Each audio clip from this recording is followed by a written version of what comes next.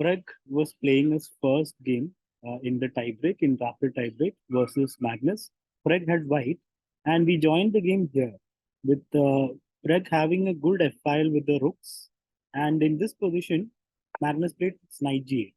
So it looks like white is in control. White has got a nice bishop in the diagonal, nice rooks.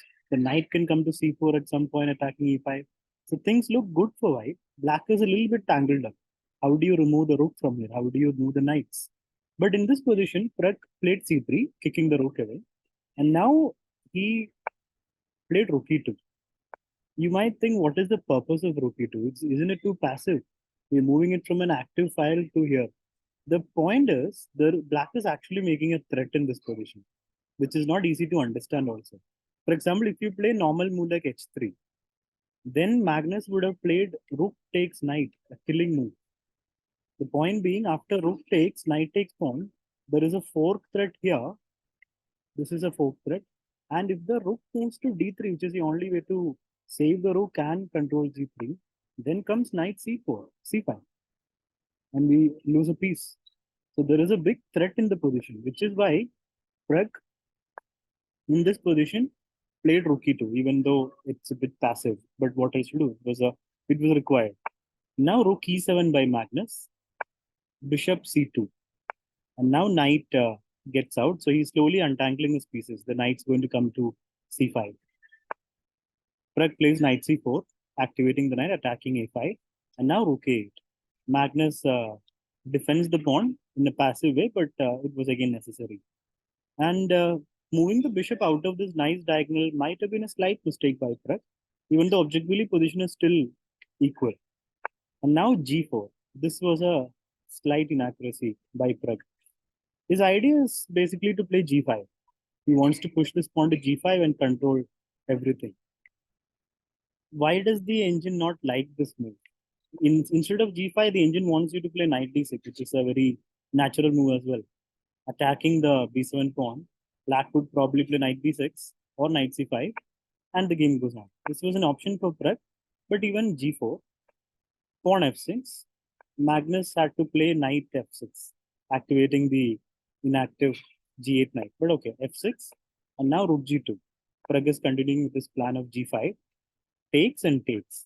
Knight goes back, rook comes to g2, rook e6, and rook comes to d2. So Pragg is still in control. Rook f6 and exchange of rooks. And now b4. Again, if you stop and look at this position, it seems like white is completely fine. Yeah, white has got two pawns here, break of a5, b5. These breaks are possible. And if you can somehow take the b pawn, then this will be a great passer. And the bishop is controlling a4 and e4, defending both. Only problem is the king needs to get in. Like you feel like you want to get the king in. You also have a nice file for the rook. So how did Magnus weave his magic from this position? He played king f8, activating his king. And here Pragg also played king g2, which is okay. But later he regrets activating the king that way. Okay, king e7 and now a5. Pragg wants to eliminate these pawns or get play here. Rook h8, activating the rook. And now rook e2. And here comes knight h5. This is where Pragg feels the pressure. And he's also down to 22 seconds. That doesn't help. Right here, it takes a very good defending skill to save this position. Because engines will defend this. The engine says it's just slightly better for black, but practically with the knight coming to f4 and a good file for the rook, and this knight coming to g5, it looks difficult for white. White has this sort of fake activity here with all his pieces. But now Pragg played king g1, which was a slight mistake. The king could have gone a bit more active with king f. That was an option because pawn is anyway defended by the rook. So king g1, knight f4, rook went to d2, and now rook h3. A very nice move. Magnus is taking control. The rook that was suffering on a8 is now sitting on h3 and it's about to come to a3 or c3. If the knight moves a3 or if the bishop moves b3, and it's anyway going to come to c3, attacking the knight. Pragg plays pawn a6. Pragg panicked there. I mean, it's easy to panic in this position. Yeah, what to do? Black has got easy moves like activate the knight to g5 and then bring the knight to f3. That's a threat. So these threats are all there in the position. So Pragg had to play bishop d1 basically. That was very tough. Bishop d1 and then threatening bishop g4 and rook d7 is coming. So if that happens, it'd be nice for white. But after a6, Pragg basically gives up a pawn just to get some counterplay on the c6 pawn. That was his plan. Like he'll attack the c6 pawn, the bishop cannot get the pawn, get this pawn, and there you get some play. So bishop takes pawn and rook d7 is possible, right? But Magnus calmly plays rook c3, not allowing it. It shows it's a miswin because engine wants you to play knight g5, but it's a very good move. Practically, it's a very good choice because it's not allowing bishop takes pawn. And now knight to a5, Pragg is investing on the attack over this side. But now suddenly Magnus goes knight g5, and Pragg's pieces are away from play.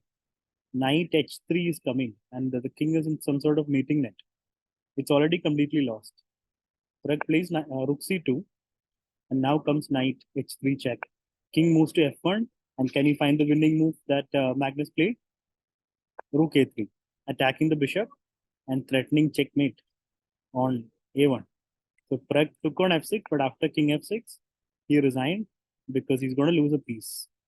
The bishop will have to go because otherwise it is checkmate. We'll have to move the rook back probably, and then rook takes bishop and position becomes winning. So this was just endgame mastery display by Magnus Carlsen. In starting from knight f4, Pragg was completely under pressure and he cracked under pressure. It didn't help that his time situation was also very less. So this was actually a very interesting game. The endgame master in Magnus Carlsen won the World Cup. With this win, the next game was a draw and that got him the World Cup.